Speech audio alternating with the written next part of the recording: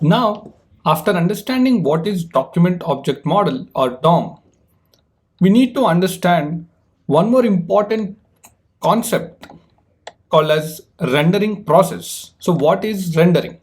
So in our previous session, we thought like DOM is a logical representation, right? So how is DOM and rendering process are linked with each other? And understanding this will give you a clear idea what React has done to improvise this rendering process and how it has played a significant role in increasing the speed of the rendering.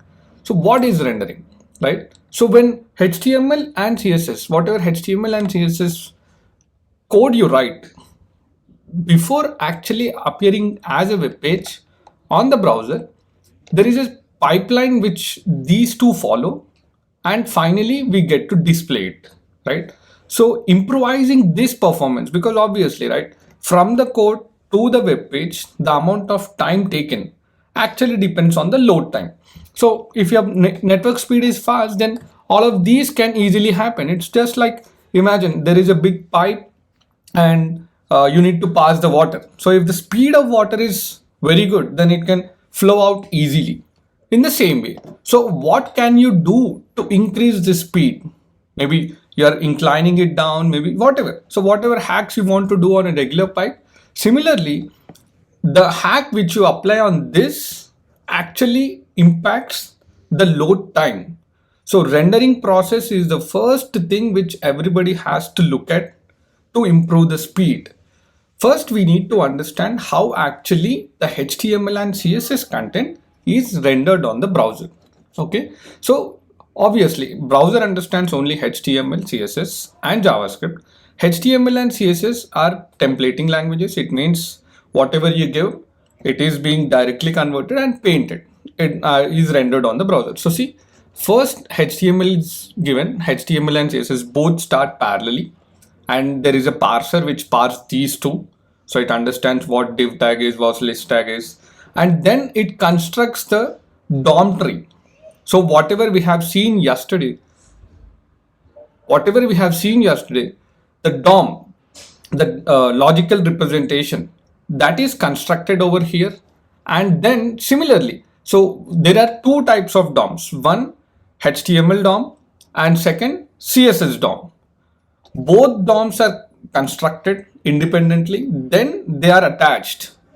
Then only you can see the CSS rules being applied onto the browser. I don't know if you have ever observed. Sometimes if your internet speed is slow, you get to see the HTML, but CSS is still not applied because it is taking time for CSS to render. It is first the priority is always HTML, and then these two needs to be attached. So independently they have reached here. Now CSS needs to wrap on HTML so that we get to see the styling, and then they get to decide, okay, see, you can change the positions of the HTML elements using the CSS.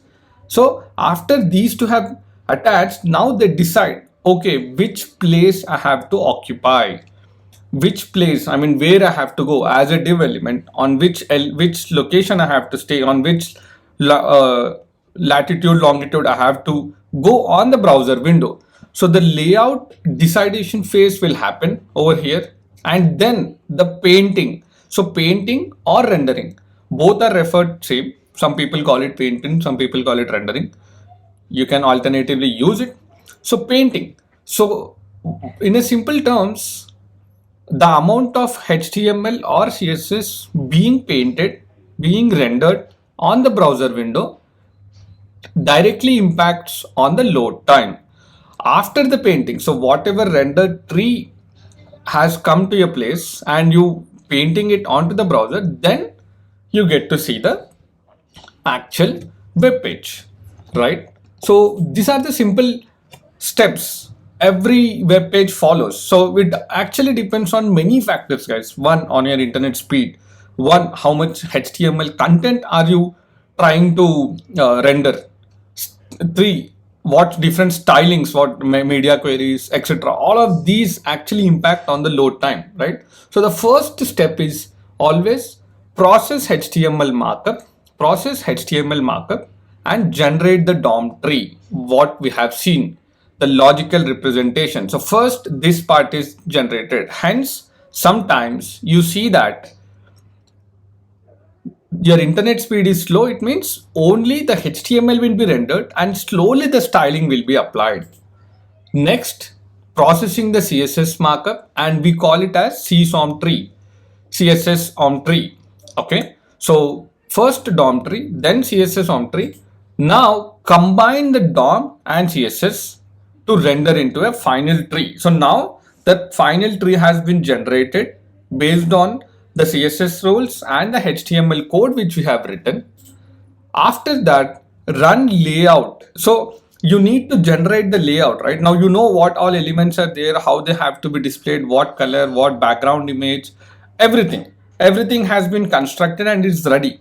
So now layout needs to be generated to compute geometry, like where exactly. So each HTML tag will be now referred to as node, because DOM tree is the logical representation and it has been represented as a tree.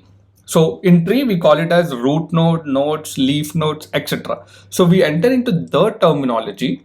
So after the layout, the geometry of each node is decided where they have to be placed exactly.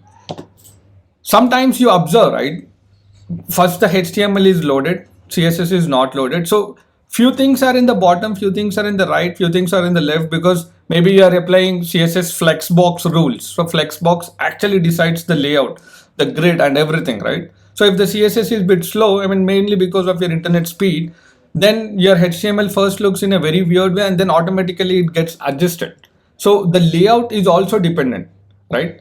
And then paint the individual nodes. Note this point very clearly. Painting the individual nodes. So we paint the amount of the number of nodes, the number of HTML content. So each HTML element is a node. The amount of HTML elements which we are painting on the browser. So painting is a very costly operation. What I mean by costly operation is that time taking. It is a very time taking in terms of programming. So time complexity of painting is pretty huge. It actually depends on many factors, like maybe the browser where we are running it, on the system configuration, on the internet speed. So this is the main thing which you need to keep in mind, because obviously these needs to be run on every place. So paint the individual nodes to the screen. Remember this point. We'll discuss why this is very important and what React has done to do this. So if more HTML content is being painted on the browser, then more time it will take. Okay, so after understanding the rendering process clearly, then you can think, okay, what can I do to improve the speed, load time, initial